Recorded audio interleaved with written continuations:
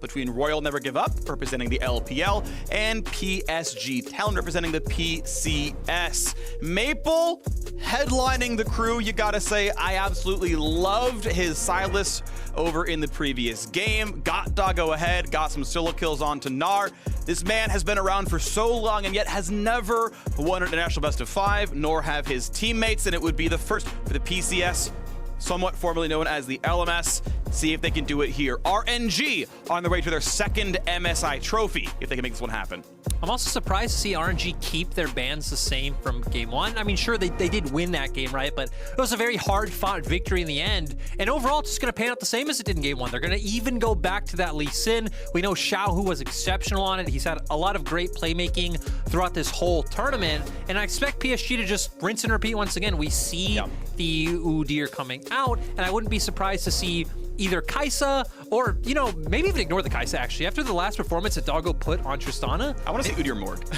Ooh. We're not going to see it, but I really want to see it.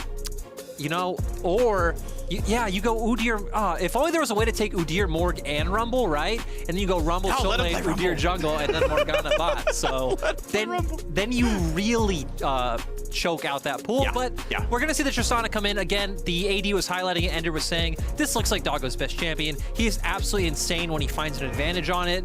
And it's also going to give over the Kai'Sa to Gala. Again, we know that that is Gala's highlight as well, but not able to find the same impact in the last game. But I also feel like it's because of the draft they played, where they're kind of inserting Kai'Sa into the same draft where they play Tristana, where it's about like peeling frontliners, to where, right, we typically expect to see Kai'Sa in with these sort of dive compositions where she can really thrive and assassinate targets. Right, and I really do think Tristana's power curve also super fits like this game. Tristana is a snowballing champion. She wins a lot of games because your early game looks good, and then you're on the first item spike before them, and you knock down more turret plates, you knock down more turrets, and you crush the game before we get to 4 items. And like that is how PSG won game 1. Obviously the dives helped, but Tristana is above every other AD carry in succeeding in pre-6 dives. So I think that fits stylistically really, really, really well. Nautilus obviously a good setup there as well. So I think compositionally for these two teams, I think Tristana is more important than Kai'Sa. Might not be true for other teams, but for these two, I think it is. Leona taken off the table. We'll see what other support bans we get.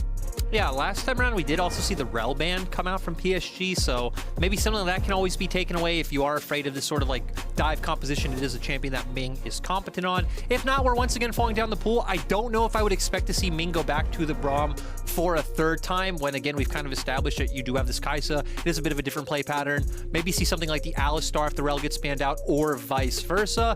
And the question is, what do PSG go on for? You would expect maybe your answer into Lee Sin to come out. You really have no reason to blind pick mid when you assume Xiao who's going to be taking up the Lee Sin towards the top lane. Yeah, unless you're like trying to take Cryan off Orianna, which, hey, to be fair, he's not going to counterpick you. He's not going to win that lane anyway. If you think, hey, we could just get you off Ori, make you a little bit weaker in team fights, that can be a line of play. But they say, hey, Gangplank right now is the hover.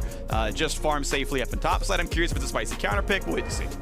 You know, I don't expect the spicy counterpick to come out from Hanabi. Doesn't really seem, not even him being the type of player, right? Because he's the guy that pulled out the Yasuo in 2018, but PSG doesn't seem like the type of team that would allow him to do that. You know, he's gonna play for the boys. That's what he's gonna do. And oh, I guess it's a little bit spicy. We get the Aatrox coming out, something that can go toe to toe. Doesn't exactly win in the first few levels, but once it does hit that level 6 mark, and then especially once we get towards first item Gore Drinker, Lee Sin can all in you. Aatrox will definitely just out-trade. And Hanabi had not played Aatrox at all in the PCS. He's played it once. It was at MSI. He won the game. He's bringing it out back again. Says, you know what? I like matchup in Lee Sin. And look, he's not the sickest team fighter. Like, you're okay at it, but, you know, you're not Ornn, right, where you're hard starting a fight. But, you know, a decent team fight frontliner, you know, pretty tanky, obviously, overall. There's the Orianna we expected out of Cryan. So even if he has a weak lane, he's obviously got pretty decent utility overall. That Shockwave is quite solid. And Braum, 3 games in a row. It's the hover right now for Ming, just saying, yeah, you know what, screw it. We're going to keep the back line safe. This is all Ming wants to play here. Yeah, so they're once again going to go towards this sort of composition that, again, doesn't really have a ton of engage. It's more about controlling space, as we saw in game 1. At a point, you will get to where potentially you can fight to get on objective first, but that actually really depends on what PSG lock in as the mid laner. We can once again see the Azir. We saw that worked out really well in game 1 because he was getting early prio. He did use that Emperor's Divide to set up ganks from Hanabi. I think that's something I prefer to see more than the Victor, but in the end, they do go with this. Yeah, with the Azir, he was, as you mentioned, lane dominant. It allowed for the early invades. River got to take away, I believe it was the blue buff, and then overall get a few camps ahead of Wei, and that was pretty useful. But ultimately, they found themselves not able to win teamfights. And you're right, like Azir also has really good teamfight damage output, has some playmaking, which I felt like they were a bit lacking there as well. But, you know, we'll wait to see what Victor comes out with. The one advantage is he's sort of more dynamic when like a Kai'Sa dives in. You can just like press Q and E and those cooldowns are ready, whereas Azir might not always have soldiers or always have the repositioning, so maybe it's a better way to sort of reach the backline damage. We'll see what happens. Yeah, and I think this composition kind of takes away that playmaking that you were just talking about from Maple, but now it is in the hands of Hanabi. We saw in-game one that Hanabi wasn't able to find the impact that he wanted with that Gnar. He was really never able to get out from his side lane or find his way in on a flank with that Mega Gnar bar stacked up. So can Hanabi be the one that steps up for PSG this time alongside Doggo to once again take down RNG? Yeah, excited to see this one happen. Will it be another early game that PSG Talon carry forward? Or is it answered by Royal Never Give Up? They have come back so often from weak early games, from matchups where you didn't expect them to be the better ones, like in the LPL finals themselves, managed to come back as huge underdogs in that series. And now, look, poised to take down their opposition. They are already 3-1 against PSG Talon, I believe, on the overall record. No, I think they're 2-2. I take that back. I think they split games in the group stage. Yep. But if they can get over the opponent here, their expected opponent of Damwon Kia, they 2-0'd them in the group stage. RNG, to me, are still the favorites to win MSI 2021, but standing in their way is a 1-1 scoreline against PSG Talon. And now we'll see how the game's going to shake out here in Game 3.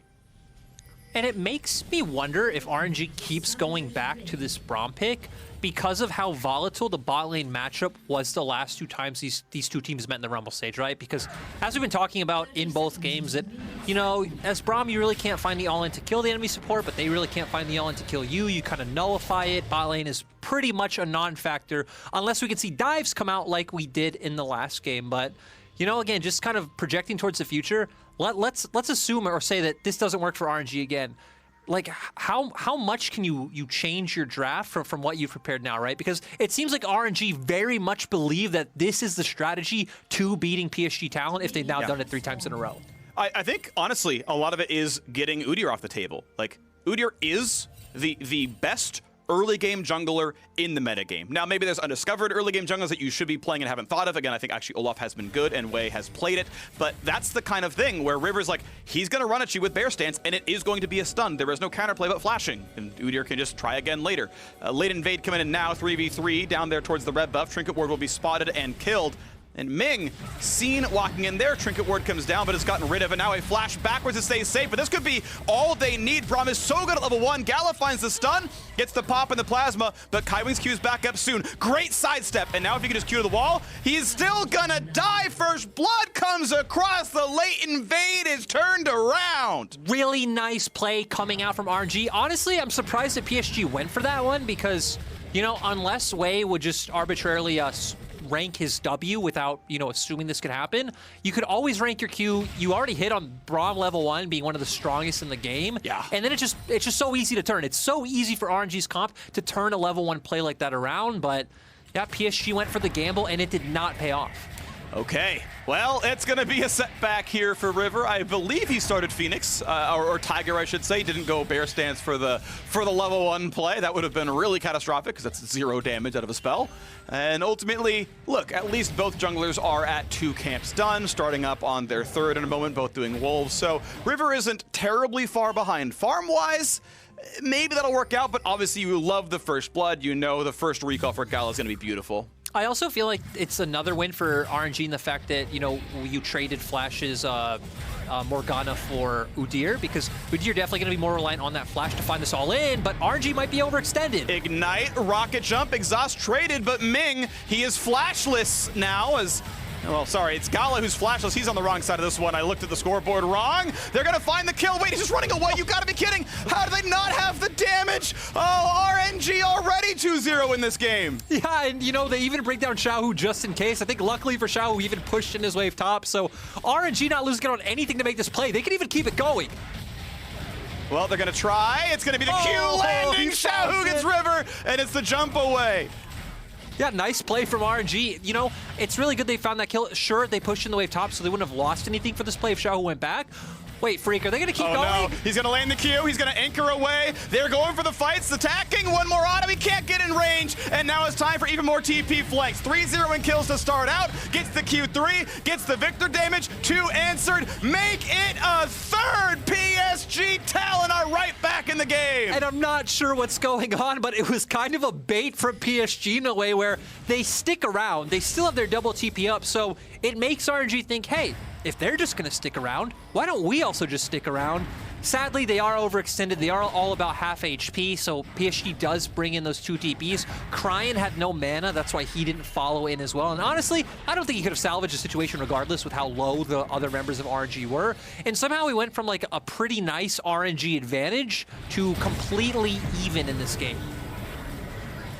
And that anchor, and suddenly Gala, he's alone on a 1v3, and just Kaiwing, yeah, 5-stack Plasma, had minion aggro, and then that TP is obviously beautiful as well. Yeah, really nice from Xiao. And like we said, you look at the top wave, he's already pushing in, so not losing anything out. They realize, hey, you know, Udyr has to back off. He's extremely low. River is very vulnerable as well, doesn't have the heal up.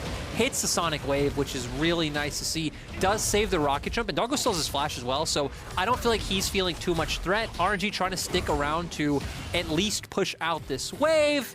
And Maple is very happy with how that turned out. Yeah, absolutely. The overall dive itself went 2-3. Obviously, the first blood was handed over a while ago. You kind of smile about that one. You're like, wow, I can't believe we actually lost that fight. But this is the game state you are in. 2 kills and an assist. Maple is ahead in the mid lane. Cryan stayed there the entire time. By the way, he never TP'd over. He just sat there and farmed and maybe got a plate, but at most he got, or you know, at least he got 10 CS. That's a great binding. Good setup to block the Braum Q, and that is the only reason Doggo lived. Kaiwing is on point, keeping his teammate alive. Yeah, really nice from him. I think for RNG, though, you still chunk both of them out. This still should be potentially probably another turret play for them. We already see that Kaiwing is resetting right now. Doggo shouldn't be able to walk up to the wave because this time, guess what, Doggo? Your teammates do not have TP to save you if RNG do want to be aggressive. And overall, it's still a winning play for the side of RNG. Nice by Gala. Aggressive Trinket Ward can spot if there are plays to be had. He had touched the turtle a while ago, so was always going to get the plate gold. And it is 49-19 CS down in the bottom lane. Yeah, Trist got 3 assists, but because they were not kills, it's like 70 gold apiece, and that doesn't actually feel too good. So 2 plays already taken, 2 kill lead, 1,300 gold lead between the 2 of them. Yeah, this is a massive bot difference right now. The Dragon will be taken at about 620. RNG with a great early game so far in Game 3. And I'm really surprised, right? Because when we saw this draft once again, we expected kind of similar to before. Yeah. That, hey, not much is going to happen as we see Maple just ults for pressure. But not much is going to happen bot side because, again, we've hit on this matchup a few times. Still, though, RNG finds a way to make it happen. The first time, it's actually just counteracting the gank that River throws at them. And now it's a really nice binding from Wei to, once again, push this lead forward. And this has been the defining factor, in my opinion, between these 2 teams the whole time. It's like, hey, we see that both Gala and Doggo are great and exceptional at taking over games. Neither of them are really scared of anything. They're willing to go in, they're willing to follow up, and their positioning in team fights is pretty immaculate. So the fact that Gala is getting off to such a good start, and RNG now has pretty much guaranteed pressure in the bot side, you know, for upcoming Dragons, if they want to rotate first for Rift Herald, I think should be a thing where this time around, RNG are the team with an early game gold lead. Yes, it is, and that can mean a whole lot for them because the mid game has already proven to be a little bit better, sometimes a lot bit better. And we'll see how that's going to turn out as we get to the mid game portion. Halfway to 15 minutes now into the game. Next Dragon spawning in 4. And we'll see what comes next. 1,200 gold going to remain the difference for a little while. The next thing I'm going to watch for probably is Rift Herald on the top side. Keep in mind a 20 CS lead for Xiaohu. That is impressive because he spent way longer in bot lane than it felt like Hanabi did. So Lee Sin's going to be big, and he's going to really, I think, make sure that the first Herald goes to RNG. Yeah, and I don't think Hanabi completely pushed it in his wave, if I remember correctly, when he went for his counter dive. I think it was almost a turret, but hadn't quite hit yet. So Xiaohu really doing a good job of when he found that timing to TP as compared to Hanabi, who he didn't really have a choice, right? He had to TP right then and there if he wanted to save his teammates. But as we see on the bot side on our mini-map, River trying to get some control of bot lane. Looks like he wanted to try to find a cheeky gank, but RNG really good with their warding. Yeah, absolutely the case. And we'll see now as bot lane's being pushed around. River gets to get rid of some division themselves. But of course we know top side is mostly the focus for RNG. There are no objectives in this side of the map. Xiaohu playing it really, really aggressively. Maybe cutting the wave. Decides, okay, a bit much. They did know River was there. Of course, they saw him kill the control ward, so they know Xiaohu can do whatever he wants as long as they know where Victor is. There's absolutely no way he is threatened. So does whatever he wants, goes in, takes the wave, gonna, cut this one pretty aggressively as Wave starts to solo the Rift Herald, as we expect him to. Crying with enough mid pressure now that Maple had to recall and get back to lane. That's gonna be a Herald taken, but now on the bottom side, Doggo's waiting on Rocket Jump. Q's gonna be held. Gala ults in, but they don't really have the damage. They won't find the stun. Anchor toss away for safety. Nice attempt though, but that is a pretty meaningful ult cooldown missing. Yeah, I'm quite surprised, right? Because you gotta assume that Ming shouldn't be too far from level 6, so waiting for something else to chain into that combo to try to guarantee a kill would be quite nice. We're gonna see now that PSG looking for a cheeky way to position in an all-in. I feel like RNG should know there's no way Doggo's gonna walk up this aggressively for no reason. Yeah. And yeah, you know, we look at RNG, we've already hit on all the CS leads. They have CS leads in all 3 lanes. They have a CS lead in the jungle. They're winning this early game. They pretty much have a guaranteed Dragon in next Drake, in my opinion, for the fact that they have Herald. They can drop that mid or bot and get that one. They have push in both those lanes regardless. So for me, it's like, okay, PSG can try to cross map, maybe try to find some kills onto Xiaohu. Yeah. But Lee Sin is such a safe champion, right? You have Safeguard, you have Ultimate to kick people away, you have a Flash as well. So it feels like they're very stretched thin for options right now. They are. I mean, both side lanes are up in gold. Obviously, Gala is gigantic. Still a 30 CS lead plus the 2 kills. But even top lane, you had about, what, 300 gold in Xiaohu's favor. He's had pressure the entire time. The one winning position for PSG is Maple. And so far, he has been completely locked into lane. The CS difference has remained about 10. In fact, it'll grow as there's a wave for Crying to pick up. So RNG loves the current map state. Xiaohu is running Demolish to, he knows he's already winning his top lane matchup. He's going to get 2 plates for this one just off of Hanabi, on a recall. And that means if you ever summon Herald, this turret's gone.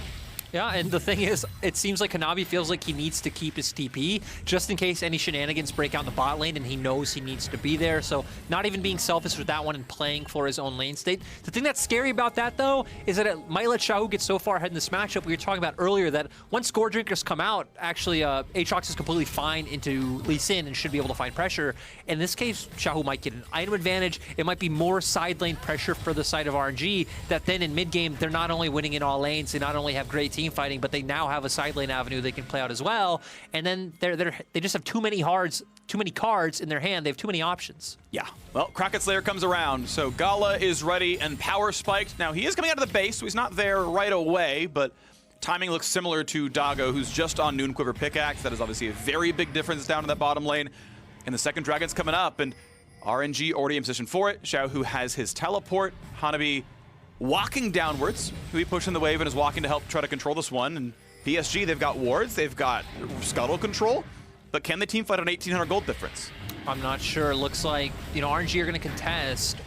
Hanabi will be here first as a thing, but ooh, Xiaohu TP. Okay, and the positioning is pretty good. However, Cryan cannot get into a good spot. He is zoned out of this fight, so it's going to be a smite fight here. River going to walk up. Phoenix, nicely done, grabs it. But what about the team fight? Anchor's gonna find the backline. Black Shield is good on Nagala. He's gonna flash and ult to safety. No problem there. The re-engage is good on the way. Dies to an explosive charge. 1-for-1 support is dead. Top laner though as well. Gala gets 2 kills out of that fight as trade for the Dragon. Yeah, still good Dragon by PSG.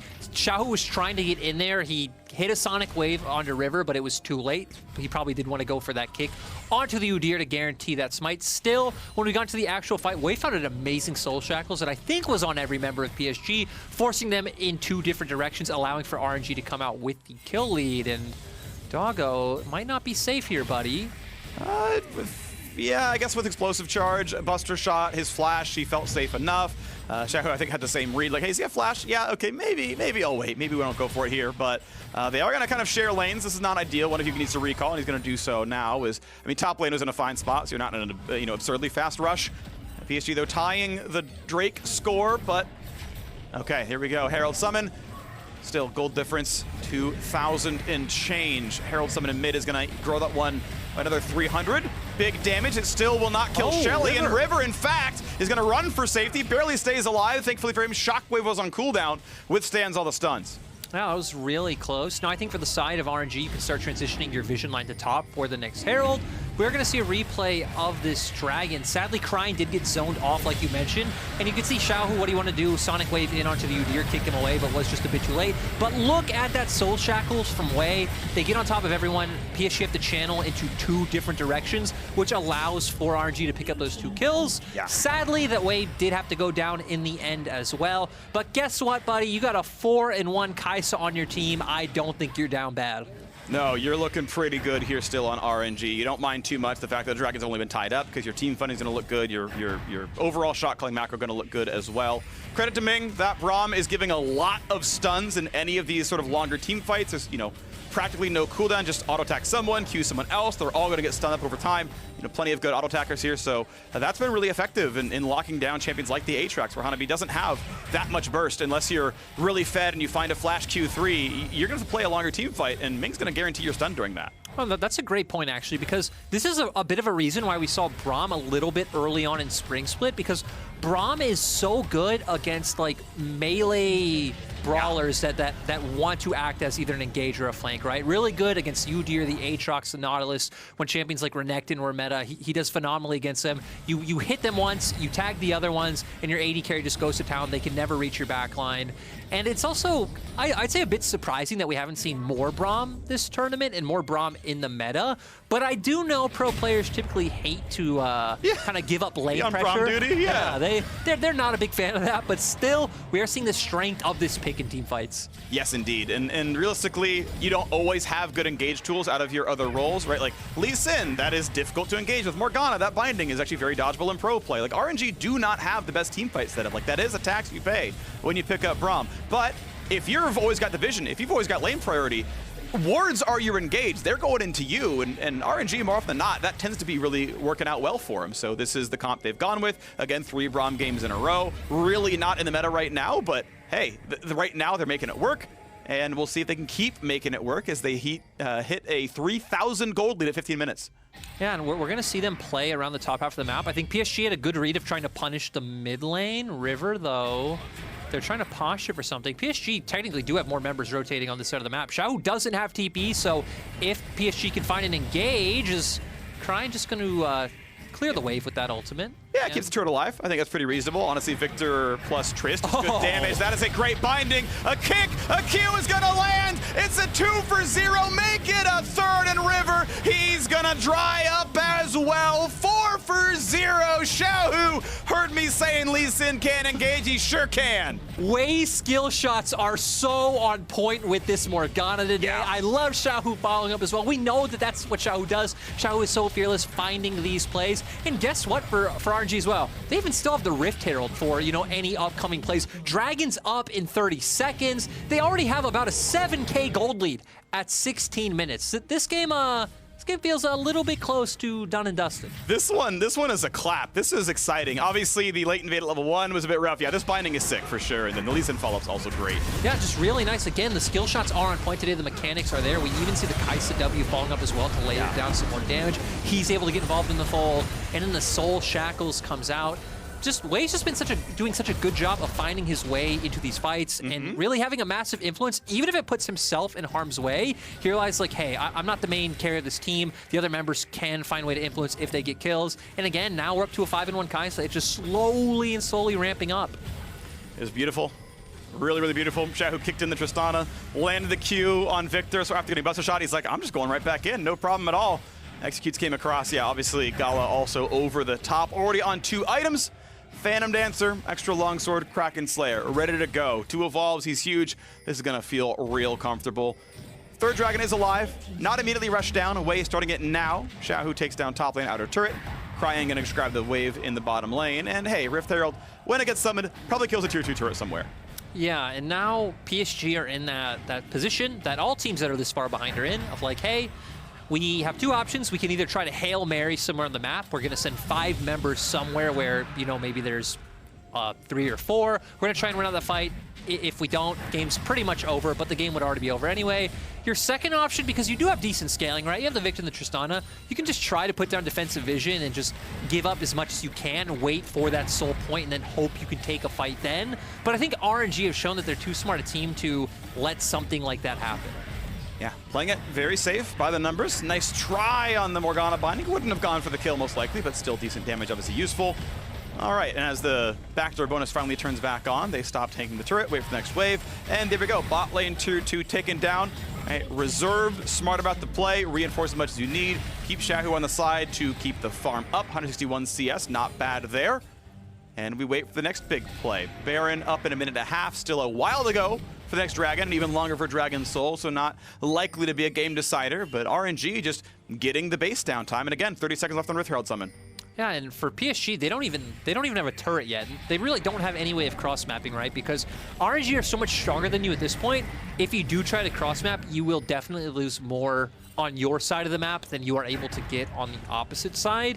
And another issue with that would be, it doesn't really feel like it's impactful to make Kanabi strong at this point in the game, right? Because we've already highlighted the Braum, the Orianna is very strong right now. You have Wei, who's not going to let you get involved either. So it kind of feels like we're on Doggo and Maple or bust. And there's no clear-cut way to get them ahead other than to continue farming and hope that RNG makes a mistake somewhere. You have to find some way to one-shot Gala or Crying because everyone else is just going to be too tanky. Stopwatch there on Wei. I mean, one-item Trist at 19 minutes, that is not a threat. That is not going to get through two-item Lee Sin. That is not going to get through Locket Braum. You just won't kill frontline unless they horribly, horribly misplay the fight. It's on PSG, yeah, as you're mentioning, to find some kind of flank play, to get some kind of pick-off. And realistically, it's like, well, you could 3v1 Xiaohu in a side lane, but the other team is going to knock down your Nexus turrets or something like that, so good luck. You know, I'm just saying, we've seen those trades made at MSI before. We have. We've seen them a few times. Yeah. And sometimes people accept the offer, and they're like, all right, my Nexus, your Scuttle, okay, sounds good, let's do it. And unlucky there. Here we go. This is the play. This is the attempt. PSG looking for the moves. Into the front line already, though. They've shot down Nautilus right away. Morgana zones out River. He can't go for any much more. Victor gets some damage to the back lane. Shockwave gets dodged away. Not going to mean much there either, but team fight is won. 1-0 for RNG. Turret is down, inhibitor is down as well. And there's just too much damage, right? They tried to go for the play. They weren't being gunshot. Ooh, Doggo is actually going to be fine. I'm getting a little bit ahead of myself, but yeah, RNG just have too much damage. Even the front line of PSG gets bursted out. I think PSG are doing a decent job of buying time right now because after getting that pick, you assume RNG potentially would want to try to turn on the Baron and, you know, either rush that one down or try to force a bait. Not sure if they will still go for that one with every member of PSG up. And it looks like, no, they're just going to go for their resets. All right, recalls come through. We know Baron is alive, but there's really no way PSG can rush that one down. There's a couple of wards trailing that this would be known in time. The TPs could come down from at least Xiaohu, and it would be enough to slow it down. So no counterpunch. PSG sadly just bleeding out on the map. 9,000 gold is the difference. One of the biggest leads I have seen at 20 minutes at this tournament. RNG have been winning from minute 2, realistically. You can see a 3,000 gold lead at the bottom lane, 3,000 gold lead, or at least 2.5 in the top lane. Even jungle's up 2K. This is just, you know, clapping everywhere. Yeah, and again, a lot of it comes to the unfortunate circumstances of early game. Pretty much from the level 1 until that dive, it's like PSG dedicated 2 TPs. They lost tons of CS and EXP to their counterparts because their waves weren't set up correctly. They died level 1. Gala was able to outplay a gank at level 3. So pretty much everything that could have went wrong went wrong. And it's leading into this Baron. RNG have vision control. They once again do have that Lee Sin kick if they want to prevent River from coming in. Finding lands. Lee Sin is here. Kicks back. Nautilus can't get much more. Over the wall! Oh, the smite is too early from River. He cannot claim the Baron. A nice try. The only miracle they could have pulled. And now it's time to run away. Shotgun's going to land. Xiaohu is here. He's out of energy, but an auto attack is going to be enough. Punch him in the kidneys, and down he goes. Red Bull Baron power play probably ends the game for RNG. And RNG were definitely angry after that last loss where PSG smacked them. They came out in full force, and just overall, once again, the big performers performing. Xiaohu, good performance. Wei, good performance. And Gala popping off again. And there's no dancing Herald, but there is going to be a dancing team as they knock down Nexus turret number 1, and number 2 is up soon. River attacks a spell shield. That's not going to mean much there. As Aatrox tries again, Gordrigger heals right back up, but they just don't have the damage. Here comes the kills yet again. River going to drop as well. Make it 2, make it 3. Maple respawns to a room on fire. His Nexus down to half HP. They might pad the stats. Can they find one more kill? Not really, but they will grab the Nexus. RNG on match point. And you know, we've now had a 100% blue side win rate, but surprisingly, I don't know if blue side really changes the dynamic of this game that much, right? Because we've seen PSG be able to get this Udyr every time, This time they did kind of gamble. They went for that level 1 invade. Again, I'm not sure what they were thinking. I don't know if they just thought, hey, there's no way that this Morgana level's binding at level 1, maybe preemptively leveling her W. But that's not what happened. You're invading against a Braum Morgana.